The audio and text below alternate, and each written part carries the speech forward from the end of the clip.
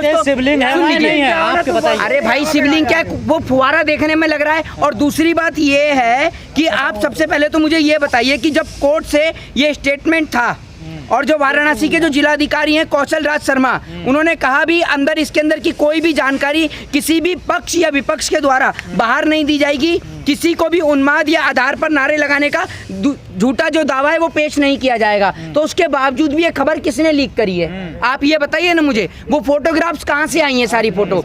ये मैं आपको एक बात बता दूं कि ये जो फवारा है ये तो आप जामा मस्जिद के अंदर भी पा सकते हैं इस तरीके का, ठीक है ना।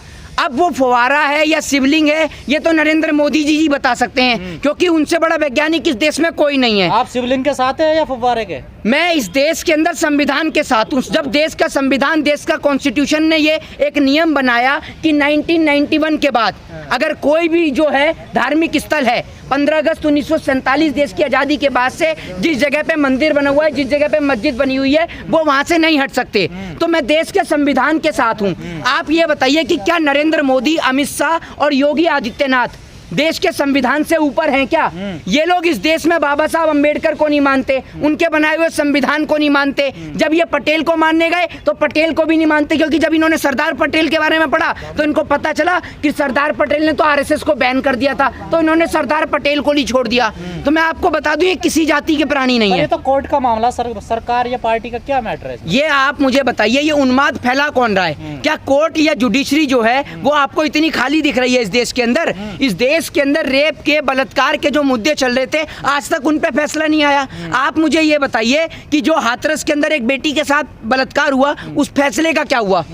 कोर्ट जो है फास्ट ट्रैक कोर्ट बनाकर इन जैसे मुद्दों के ऊपर तो तुरंत कार्रवाई कर देता है, क्योंकि इन फैसलों से जो है फायदा पहुंचता है पार्टियों को, सरकार को। मस्जिद के समर्थन में है आप? किसके? ज्ञानवापी मस्जिद के समर्थन। मैं इस देश के संविधान के समर्थन में हूं। अगर आप अनपढ़, जाहिल और गवार हैं और कान से बहरे हैं तो मैं कुछ नहीं कह सकता हूँ। आपने ये क्या किसी पत्रकार को? अरे आप कैसी बात कर रहे हैं आप? ये आपने कैसे, ये सवाल किस प्रकार का है? ये आप नहीं देखेंगे? कोई पक्ष होगा ना। मेरी बात तो सुनिए, मेरा पक्ष का है, मेरा संविधान का पक्ष है। आपको ये नहीं पता, आप एक पत्रकार हैं, आप कहते हैं कैसी भाषा का प्रयोग कर रहे हैं? आप पत्रकार हैं, आपको जानकारी होनी चाहिए कि नहीं। सुन लीजिए, अरे आप मेरी बात तो सुन लीजिए, समझते नहीं है। तो ये 1991 का जो रूल है आपने पढ़ा है? क्या कहता है 1991 का जो अधिनियम है, जो रिलीजियन अधिनियम है, वो आपने पढ़ा है? क्या पढ़ा है आपने? जहाँ जैसा वो वैसे ही रहना चाहिए, सीधी सी बात है। तो आप उसके तहत आप एक बात मुझे बताइए, आप चाहते हैं सरकार सेशन बुलाए और वहाँ पर, हाँ, और ये याचिका को रद्द किया जाए कोई भी धार्मिक जगह। अब ये कल को पहुंच गए कर्नाटक, वहां पर कह रहे हैं कि ये पता नहीं किसी भगवान का मंदिर बताया कि वहां पर उनका मंदिर है। फिर ये उज्जैन पहुंच गए। अरे आपने पूरे देश में क्या ड्रामा चला रखा है? किसी जगह पे स्कूल भी निकाल दो, कहीं अस्पताल भी निकाल दो, ये प्रधानमंत्री कार्यालय को तोड़कर मैं तो कह दूं कि भैया मेरे जो पूर्वज हैं, ये जो मेरे दादाजी हैं, उनके यहाँ पर मंदिर हुआ करता था, तो अब क्या प्रधानमंत्री कार्यालय को तोड़वाकर यहाँ पर अपना मंदिर बनवाएंगे? ये बताइए। निकाल रहे हैं आप भी? नहीं, आपको ये बताइए ना मुझे, मैं आपको एक बात कह रहा हूँ उदाहरण के तौर पे, अगर आप यही कह रहे हैं तो कल को हर एक आदमी भी यही कहने लगेगा। आप जी, एक सवाल ये है कि मुस्लिम पक्षकार ये कह रहे हैं कि जो मैं आपको एक बात सीधे तौर पे बता दूं, सुनिए ना, तो मैं वहां जाकर देख के आया हूं और आपके लिए तो ये मजाक का विषय बन गया है, इसलिए सवाल पूछने के बाद आप हंसकर दिखा देते हैं जैसे ये 3 दिन से मीडिया परेशान है। अरे क्या बात, मीडिया तो रात मीडिया यही चला रहा है। मीडिया तो परेशान है ही है, मीडिया तो परेशान होगा ही होगा। इस देश के अंदर आज सुबह जब मैं अखबार पढ़ रहा तो मैं देख रहा कि भारत देश के अखबार पे लिखा हुआ था कि भारत देश के प्रधानमंत्री भारत लौटेंगे। मेरे को बड़ा सुन के बड़ी खुश, वो अजीब सा लगा कि यार भारत देश के प्रधानमंत्री हैं तो भारत ही लौटेंगे, लेकिन यहाँ अखबार में छपा हुआ। फिर उसके बाद सुन लीजिए, उसके बाद में मैंने कहा चलो भारत देश के प्रधानमंत्री भारत लौट रहे हैं तो खुशी मना ली जाए। अब खुशी मनाने के चक्कर में मैंने क्या काम करा, एक बच्चे को 10 रुपए दे दिए। मैंने कहा जाके दो आइसक्रीम लिया। अब वो कह रहा है कि 5 रुपए वाली तो मिली नहीं, मैं 10 रुपए वाली ले आया, तो मैं अकेले ही ला के खा लिया। तो मैंने उससे पूछा कि भैया क्या चाय वाय बेचते हो क्या आप? कह रहा हाँ बिल्कुल आपने सही समझा, मैं चाय ही बेचता हूँ। तो मैं समझ गया कि वो आदमी भी नरेंद्र मोदी से प्रेरित था। तो इस देश के अंदर जो, सुन लीजिए मीडिया क्या, अरे सुन लीजिए, सुन है तो क्या आप मानेंगे?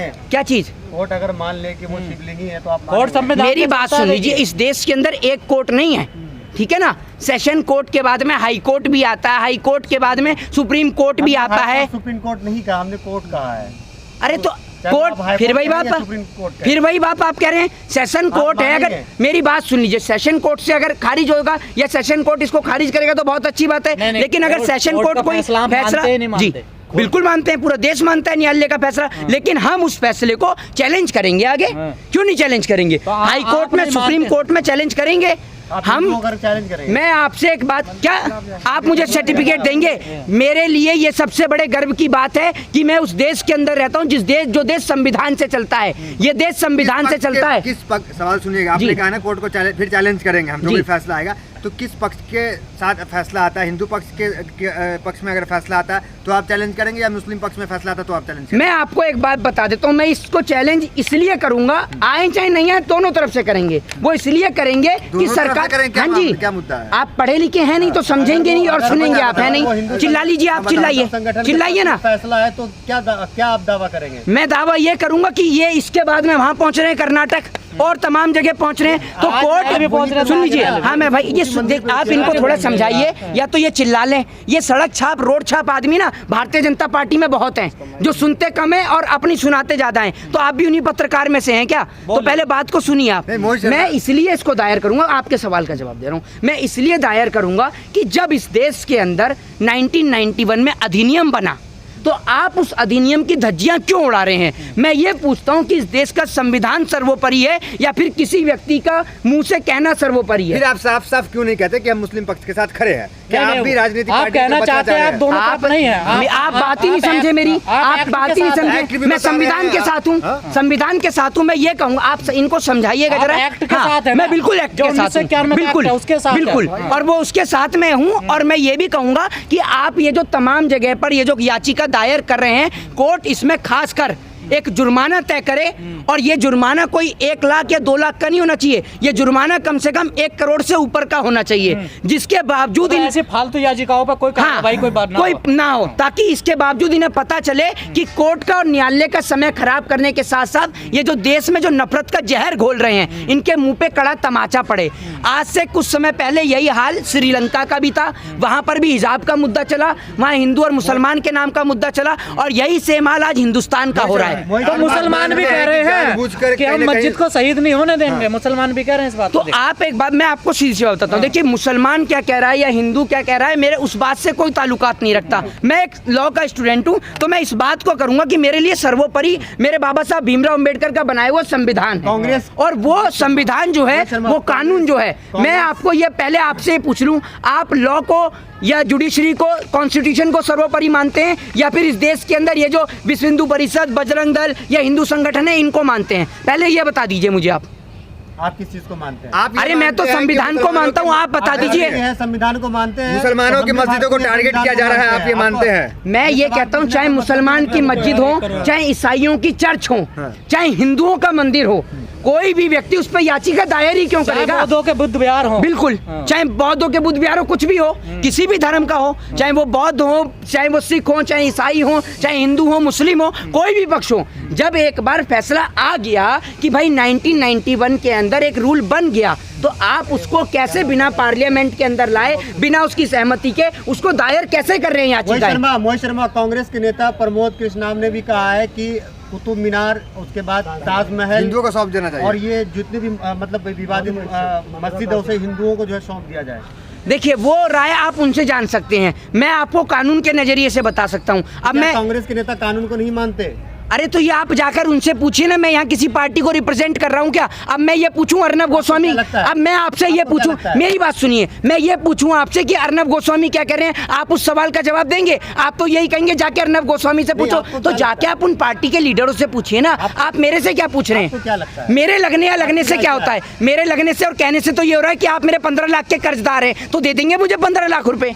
बताइए, मेरे को तो ये लग रहा है कि आप मूर्ख हैं, तो आप हैं मूर्ख। मोहित जी क्या कैसी बात कर रहे हैं आप? प्रकार की ये बातें चल रही हैं देश में, अब आपको नहीं लगता देश को एक तरफ से खो देना शुरू कर देना ये चाहिए? देश के अंदर धार्मिक पहले खुदाई उन्माद- का ही काम कर लेना चाहिए, सब काम छोड़। मैं भाई तो आपको बता रहा हूँ कि एक काम करो कि जो पूरा बुलडोजर है पूरे हिंदुस्तान के अंदर चलवा दो, हाँ, एक और बार खोद ही ये लेते हैं पूरा सबको। हिंदुस्तान सारा खुदवाई दो, हाँ। सारा हिंदुस्तान ही खुदवा दो ना, और जहाँ जहाँ मंदिर निकले जहाँ जहाँ मस्जिद निकले बनाते चले जाओ आप लाइन से। एक काम करो, क्योंकि नरेंद्र मोदी जी ने कुछ बनाया तो है नहीं, बिगाड़ने का ही काम करा है।